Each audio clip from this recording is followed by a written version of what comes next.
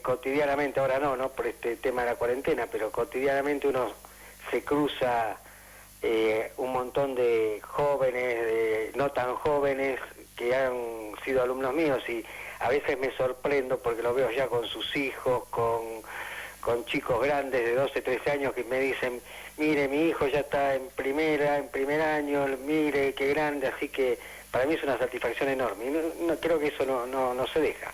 Y aparte que la gente te reconoce como profe, o sea, te saludan así, hola profe. Sí. O sea, sos el profe. Así es.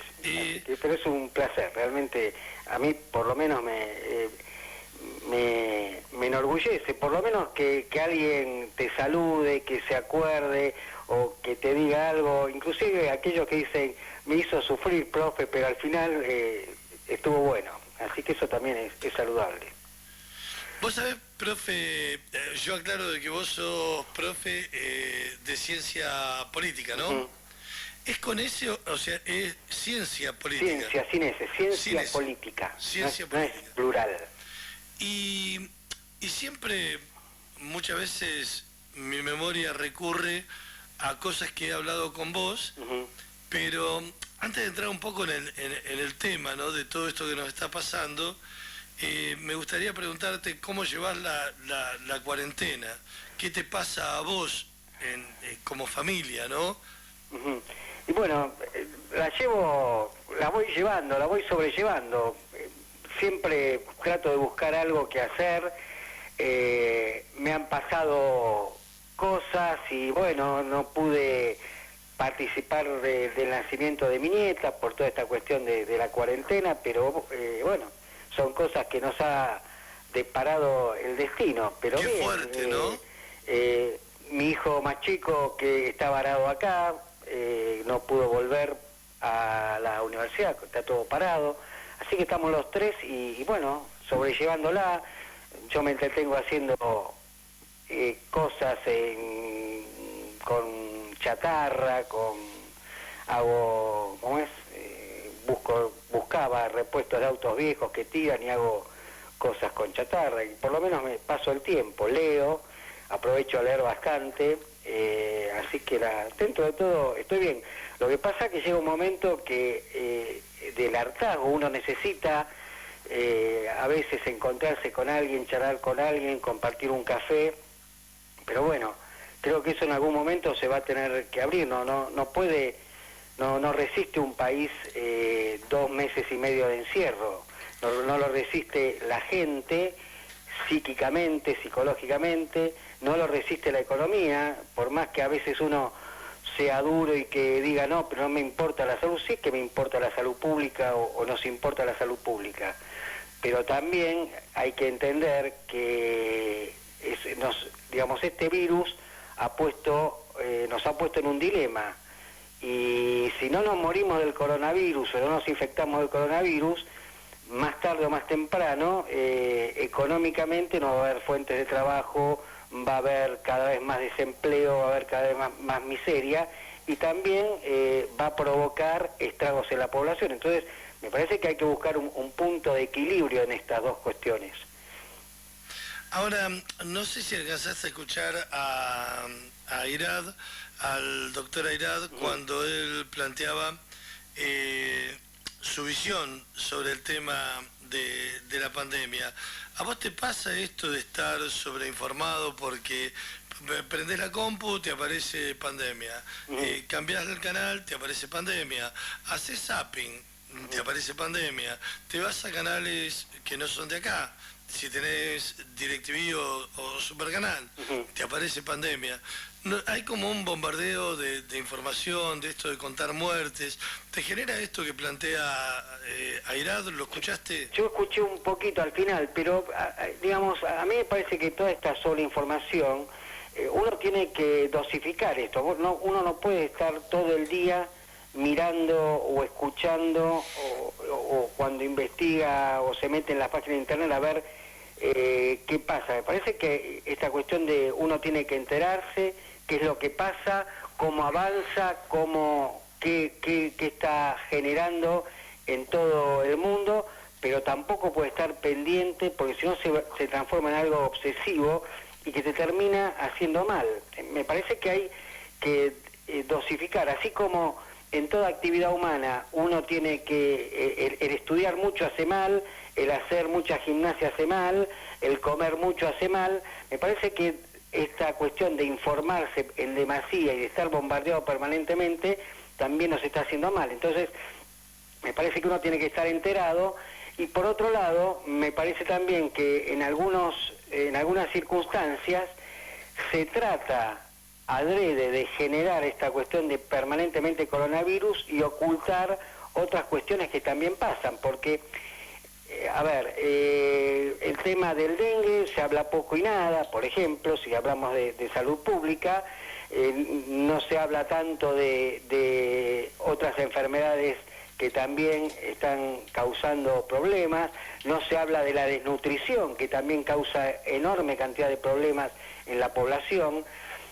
no se habla de las cuestiones económicas, qué sé yo, del riesgo país o del dólar o de otras cuestiones que hacen la actividad económica, cuando hace 3 meses atrás no era el coronavirus, pero era el tema del riesgo país, la tasa de interés, el dólar azul, el dólar blanco, el dólar negro, el dólar aquel, el dólar allá, que nos bombardeaban también. Entonces me parece que hay que buscar un justo equilibrio y también requerir a los medios que nos informen de todo, no solamente lo que pasa con el coronavirus. Me parece que los medios también tienen un rol importante en informar a la sociedad de todo lo que acontece en un país, no solamente esta cuestión que sin duda es importante, pero también hay otras cosas que son importantes y no se tienen en cuenta o no se informan debidamente. Ahora, el médico, ya vos dijiste, ¿no?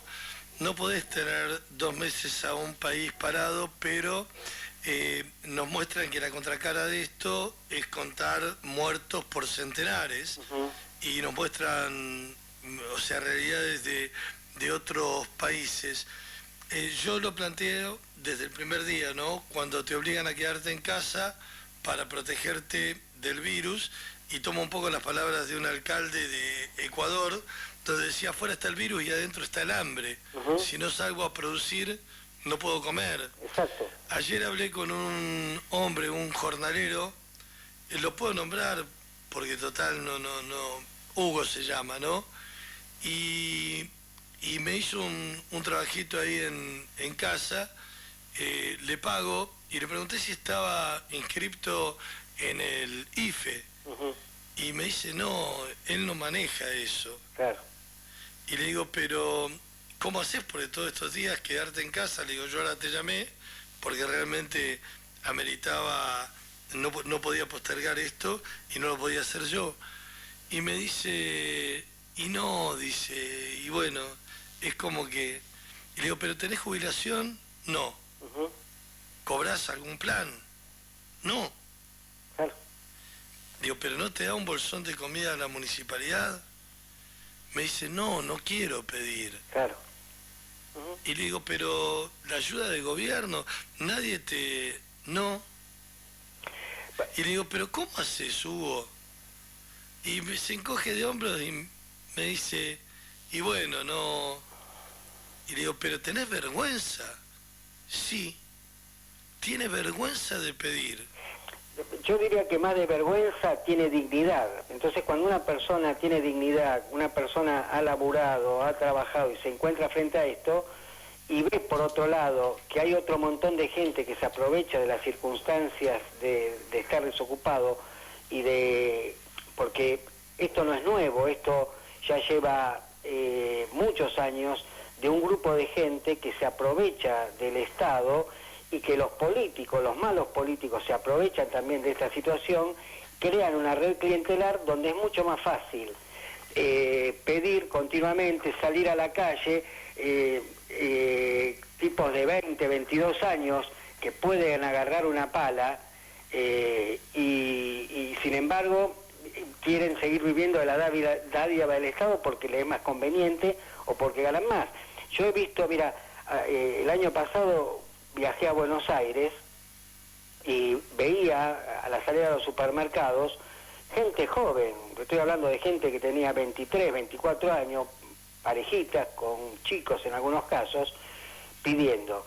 Y por otro lado, iba a veces a caminar por la zona de Flores, por la zona de Once, y no había negocio que no tuviera un cartel. Necesito empleado, necesito repositor, necesito vendedor, necesito overlobista, no sé cómo se llama el tema, necesito costurera, necesito...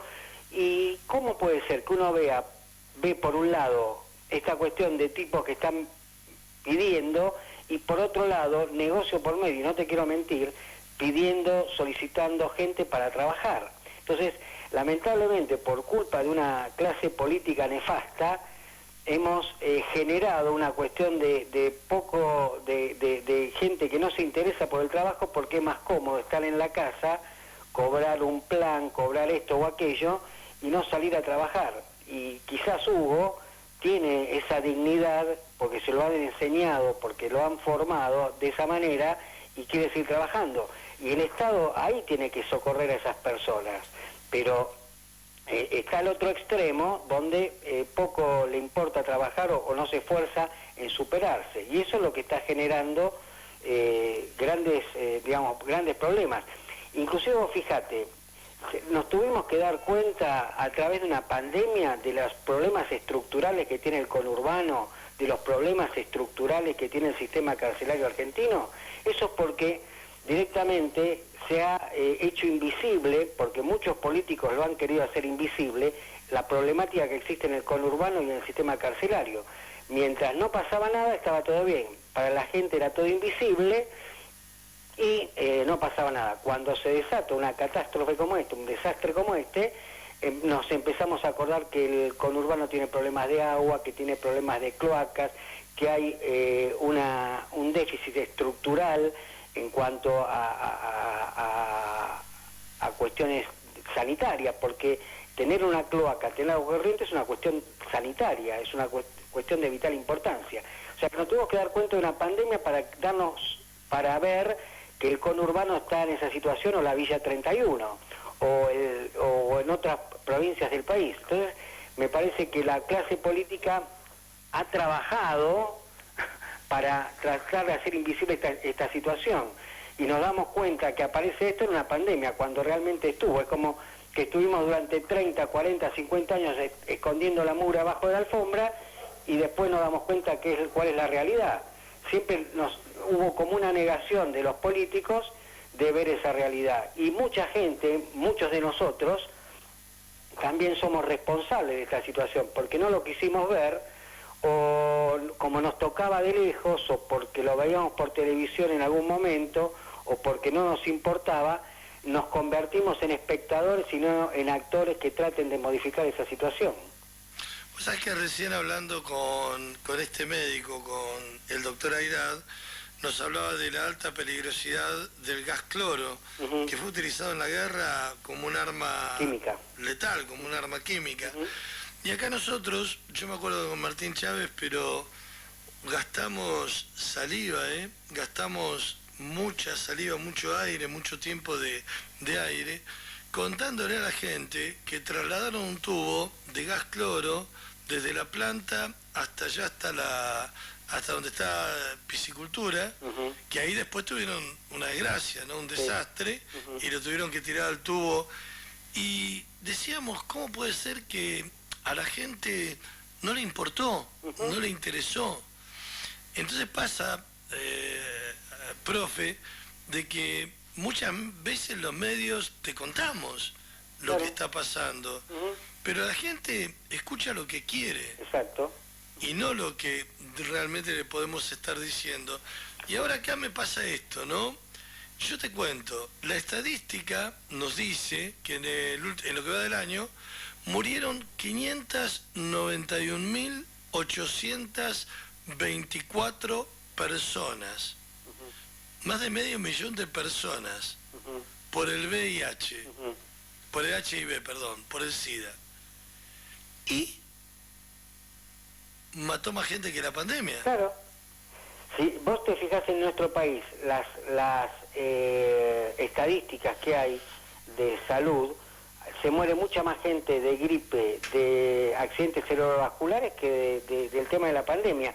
Aparte, este tema, hoy tenemos, no sé, 2.500, 250 muertos, 500, no, la verdad que no sigo esto a diario, pero es porque estamos encerrados, es decir, entonces para achatar la curva nos salimos, y cuando, digamos, no es algo natural esto, porque más tarde o más temprano vamos a tener que salir, y nos vamos a tener que contactar con gente, y ese número va a subir, porque, digamos, yo entiendo que esto fue necesario, que me parece que fue una medida oportuna, pero no se puede estar pensando en que la curva va a seguir, o que la cantidad de infectados va a seguir baja, o la cantidad de muertes va a seguir baja, teniéndonos encerrados. Esto en algún momento se tiene que acabar, y cuando esto se acabe, el virus está latente, no desapareció, porque habría que ver cuánto tiempo ese virus estará rondando a la gente, porque tarde o temprano todos nos vamos a contagiar de este coronavirus 19 y será como una gripe, pero en realidad la curva y los valores están tan bajos porque estamos encerrados. Ahora, ¿cuánto tiempo puede subsistir un país en esas condiciones? Cuando no hay, digamos, no se generan actividades productivas, porque el gobierno vive de la recaudación de impuestos. ¿Qué impuesto va a cobrar cuando los negocios están cerrados? Yo me hacía pensar, digo, ¿qué va a pasar en la calle, por un ejemplo de Ushuaia, en la calle San Martín con todos los negocios cerrados, la actividad hotelera, los restaurantes? ¿Qué va a pasar acá en Ushuaia cuando todavía, fíjate que estamos hablando que por lo menos en nuestro país recién en septiembre se van a regularizar los vuelos, lo que no implica que haya una apertura al turismo? En otros países algunos vuelos ya están, digamos, se abrió el tema del vuelo de cabotaje, por lo menos. Entonces, me parece que esto va a haber que tomar, o por lo menos ver, de la misma manera que se ha consultado a gente de ciencia para la cuestión epidemiológica, también se tendrá que consultar, o tendría que haberse consultado, a un grupo de economistas destacados que tiene nuestro país, independientemente de su pertenencia política, no sé, sociólogos, para que de alguna manera entre todos puedan buscarle la pata a la sota para ver de qué manera se puede salir de esta situación y empezar lentamente a generar actividad productiva, porque si no esto no puede ser viable, es increíble. Entonces me parece que hay que buscar esa vuelta, y no es solamente estar encerrados nos cuidará la salud, pero insisto, ¿qué va a pasar cuando la gente empiece a salir y vea que su economía, su negocio, su trabajo lo ha perdido? Vamos a tener altísimos índices de desocupación, de pobreza, y eso ¿quién lo va a solucionar? Ahora, Aníbal, el problema de fondo, o sea, tratando de pensar con vos, ¿no? Yo siempre pido que me ayuden a pensar. Recién le explicaba al doctor Airad que él no conoce Ushuaia, que nosotros empezamos la obra para ampliar un hospital, pero no corregimos el problema de fondo, que es la falta de médicos para atender el sistema de salud público. Hoy tenemos como noticia, y en buena hora, ¿no? Decir, bueno, mira, la municipalidad acondicionó el polideportivo, acondicionó lugares con camas, o sea, hospitales de campaña, como le quieren llamar, con más respiradores que siguen llegando a la isla. Ayer llegaba otro vuelo con más respiradores. Y yo pregunto, y te traslado la pregunta, ¿quién va a conectar esos respiradores a las personas que lo podamos necesitar? Claro. ¿Cuántos enfermeros tenemos para atender semejante cantidad de camas que hemos logrado construir a través del municipio, a través del gobierno? Los médicos me faltan igual. Sí. O sea que la herramienta, el material humano, me falta, no lo tengo. Y si no tengo el material humano, se me van a morir los pacientes por falta de material humano, de recursos. Exacto. O sea, por eso yo voy a tener los respiradores, ¿y quién los conecta? Sí, porque aparte para los terapistas no es cualquier médico o cualquier enfermero, son personas altamente capacitadas para hacer esa tarea. No se conecta un respirador, se enchufa, se pone una máscara y punto. Es un tema mucho más complejo que requiere una capacitación y una profesionalización importante. que acá a lo mejor habrá, no sé cuántos médicos terapistas puede llegar a haber, o cuántos médicos ahí es donde me enojo, Aníbal, capacitados para hacer esa tarea. Ahí es donde me enojo, claro. Y digo, a mí no me alcanza con que la ministra Di Giglio me cuente a las 6, 7 de la tarde cuántos pacientes tenemos recuperados, cuántos tenemos contaminados. A mí, yo necesito hablar con ella para que nos explique esto, pero no da entrevistas. Lo que sucede, vos fíjate que yo creo que esto es un problema de larga data y es tanto en todos los niveles de gobierno. Si lo que está faltando, lo que ha faltado siempre en nuestro país fueron políticas de Estado. Las políticas de Estado son políticas a largo plazo que tienen que llevar adelante los distintos gobiernos. Independientemente de su ideología política, hay que fijarse un norte. Después veremos cuál es la metodología o cuáles son, digamos, las normas adecuadas para llegar a ese norte.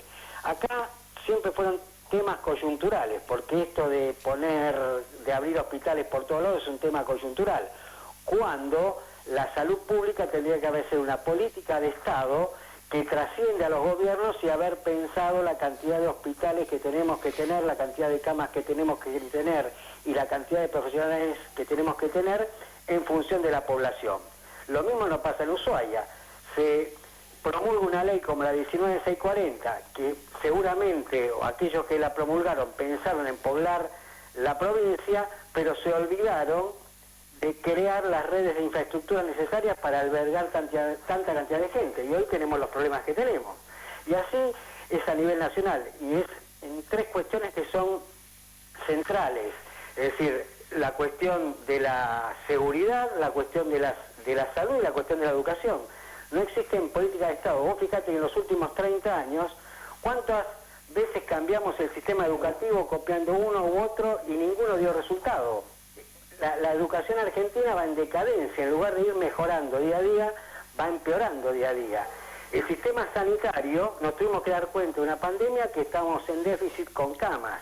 El sistema carcelario, nos damos cuenta que estaban los tipos hacinados, más allá de su conducta criminal, que es reprochable, pero tampoco puede una persona vivir hacinada, porque las cárceles se han convertido, en lugar de un lugar donde se trate de resocializar al individuo, en una escuela de perfeccionamiento para el robo y el delito. Entonces, nos tuvimos que dar cuenta ahora de todo esto. Entonces, lo que a mí me hace pensar es que nunca se llevaron adelante políticas de Estado que realmente pensaran en un país a 50, 100 años. Es decir, la última vez que pasó eso fue con la generación del 80, y a lo mejor todo el mundo me putea, pero fue realmente aquella generación que pensó un país en grande. Después todos los que vinieron, no. Pensaron en lo corto, en el cortoplacismo, en la cuestión electoral. Vos fíjate que hoy, en medio de este quilombo, se está pensando, hay sectores políticos que están haciendo cuentas, a ver cuántos votos tengo, cuántos sumo, cuántos resto. Eso es mezquino. Y eso por falta de políticas de Estado. Vos sabés que en todo este lío también me hice una pregunta. ¿Qué hubiera pasado si no hubiera estado un gobierno peronista en la pandemia? No por lo que haya hecho mejor o peor. ¿Vos creés que el peronismo como oposición hubiera permitido lo que está haciendo hoy el presidente Fernández? ¿Hubiera permitido el cierre de la economía? ¿Hubiera permitido o hubiera propuesto impuestos o bajar jubilaciones? ¿O hubiera hecho una oposición despreciable para esmerar al gobierno de turno? Ay, qué duda, ¿no? Porque fíjate que aún hoy el tema del costo político de la decisión que se toma está latente en lo que dijiste primero vos, ¿no? A ver, ¿cuántos votos estoy perdiendo acá? Sí. O sea, entonces, ¿qué pasa? Yo lo veo a Kicillof como en un momento se movió especulando, yendo a estos lugares, hasta que de repente se dio cuenta que no, en serio, había estuvo al lado de un montón de gente, que había contraído el virus, sí, sí. Y no se sabe cómo se fue él. Me parece que eso lo llevó a recapacitar, dar un paso marcha atrás y decir, no, pará, no tengo que estar en la línea de exposición. Acá, en la provincia, por ahí el lunes lo puedo entrevistar al intendente, a Woto, a Walter, pero me pasó cuando lo entrevisté a Melella. Melella está guardado, no sale en ningún lugar a hacer, ¿no? En cambio Walter lo criticaban porque estaba en la calle, estaba al lado de la gente. Ahora la pregunta que vos tenés la respuesta, ¿no? En esta situación, el político nunca jamás va a dejar de hacer política. Nunca. Estando, no sé, el tipo, o sea, es algo innato en el político argentino. Entonces, ¿qué pasa? Frente a la acción de Walter, que está al lado de la gente, que lo ves caminando, que lo ves que el tipo se embarra los zapatos, y la de Melella que se guardó, ¿crees que ahí va a haber un costo político en la urna? Me refiero en los votos, te hablo. Mira, yo pienso que, a mí me parece, por un lado, yo entiendo que, primero que hay que diferenciar la labor del intendente del gobernador, pero a mí también me parece que no es bueno que el intendente se esté, digamos, exponiendo tanto con el peligro de contraer un virus que le puede hacer mal. Me parece que tendría que también medir de alguna manera las consecuencias. Y creo que, digamos, los ejecutivos tienen que pensar en resolver el tema de la gente y no estar todo el día en la calle. Vos fíjate que el presidente no sale a ningún lado tampoco, porque no es conveniente que lo haga. Entonces, para eso tiene un grupo de funcionarios que son los que realmente tendrían que estar más expuestos, porque sería, me parece que igualmente esta cuestión de que uno esté encerrado y el otro saliendo, más tarde o más temprano va a hacer que sumen votos, o uno sume y el otro pierda, o la gente puede reaccionar de dos maneras, calificar de irresponsable al intendente por salir, o al contrario, es decir, qué héroe que sale, entonces está mezclado con la gente y entonces entiende nuestro problema y entonces creo que está en condiciones de ser gobernador de la provincia, y Melella en cambio se escondió debajo del sillón para no exponerse y no hizo nada. O al revés, aquella gente que no, el gobernador hizo bien las cosas, es un tipo responsable que piensa, entonces era conveniente que se guardara. Pero sí que va a influir en los votos, ninguna duda. Por eso los políticos, con una u otra actitud, el mismo presidente, los gobernadores, cada uno está midiendo cuál es la manera de poder acrecentar su caudal electoral. Y eso a mí no me cabe duda. Lo triste de todo esto es que a veces recurren a mezquindades para réditos políticos. Vos fíjate que a nivel nacional hay una puja terrible dentro del Gabinete Nacional y dentro del Poder Ejecutivo. Es decir, el gobierno, el partido gobernante hoy es lo más heterogéneo que puede haber. Por un lado tenés un ala dura que quiere volver a años atrás, y por otro lado un peronismo moderado que no reacciona, y una oposición que está callada, que de alguna manera está más cerca de la moderación o apoyando al presidente en aquellas cuestiones más moderadas, pero se opone al sector kirchnerista, que es, digamos, es el sector duro. Si vos lees los artículos de distintos medios, vas a ver que hay una cuestión de lucha terrible, interna, por lograr sectores de poder.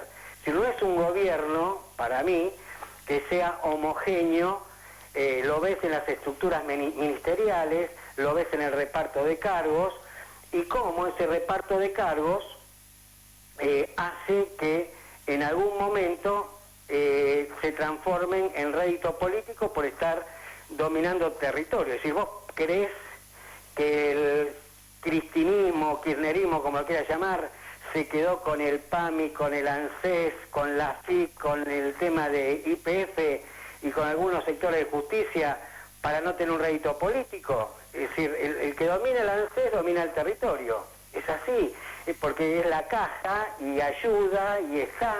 Entonces, ¿quién lo tiene? No lo tiene el sector moderado del peronismo, lo tiene la cámpora. Bueno, eso es como más tarde o más temprano se va a transmitir en términos políticos en perder o ganar una elección. Pero ahí volvimos, viste cómo le saqué el pecho a tu pregunta, ¿no? Sí. Si el gobierno hubiese sido otro, ¿sí? Otro gobierno, el que quieras. Sí. Yo entiendo de que el peronismo no hubiese apoyado desde ningún lugar las medidas que están llevando adelante hoy Alberto Fernández, pero desde ningún lugar. No. Desde ningún lugar. En este momento tenemos nuestra casa de gobierno rodeada de gente, amontonados, O sea, están todos pegados, no se respeta el aislamiento. El tapabocas sí, pero el aislamiento no. ¿La excusa cuál es? Es precisamente la habilitación de los trabajadores independientes. Van a buscar el certificado que les permita circular en medio de la pandemia. Acá es donde yo coloco. Por un lado te contesto, no, el peronismo no hubiese apoyado las medidas que el mismo peronismo hoy está implementando con la gente. Pero entiendo, y hoy cuando abrí el programa decía que es como una olla de presión, donde le va metiendo muertos, miedo. Y llega un momento que la gente, por algún lugar, tiene que explotar. Lo pasó y sale a la luz que a la gente de la Villa 1114 no la mata el COVID, la mata la falta de infraestructura, el no tener agua, el no tener cloaca, el ser un foco de infecciones, el aglomeramiento, o sea, las consecuencias que matan y que generan la proliferación del virus es precisamente el no poder cumplir con las normas de higiene. Pero por eso no es nuevo, eso porque faltaron políticas de Estado, por eso digo, en la Villa, o en los problemas que tiene La Matanza, los problemas que tiene Florencio Varela, Avellaneda, Lomas de Zamora, todo el conurbano. Es porque durante, no sé, infinidad de tiempo, infinidad de años, nadie se preocupó de esa gente. Era choripán y listo, lo sacamos, lo movemos, pero nadie se preocupó por esas cuestiones fundamentales que tienen que ver con la salubridad, porque pensar que no tener cloacas o no tener agua corriente es normal y está bien, es una locura, y eso a mí no me lo saca nadie de la cabeza, que durante muchísimos años a los gobiernos no les preocupó, ni a los gobiernos municipales, ni a los gobiernos provinciales, ni a los nacionales. Nadie llevó adelante una política que pudiera solucionar el tema de esa gente. Entonces, por eso digo, hoy el virus este bendito o maldito desnudó una realidad que no quisimos ver o que quisimos esconder abajo de la alfombra. El problema estructural, la pobreza estructural que tiene la Argentina, el problema, el déficit sanitario que tiene en cuanto al tema hospitalario, pero también a estas cuestiones que tienen que ver con la salubridad, el agua corriente, las cloacas, el asfalto y un montón de cuestiones que hacen al sistema educativo, cómo están las escuelas. Vos ves cualquier escuela, y no hasta, creo que hoy en día encontrás que no tiene inodoros y tiene casas turcas, aquellas que las tienen. Y que los pibes, 500 pibes, están hacinados en 20 inodoros. Y nadie se calentó por eso. ¿O nos tenemos que dar cuenta ahora de que en las escuelas también se pueden generar esas cuestiones epidemiológicas?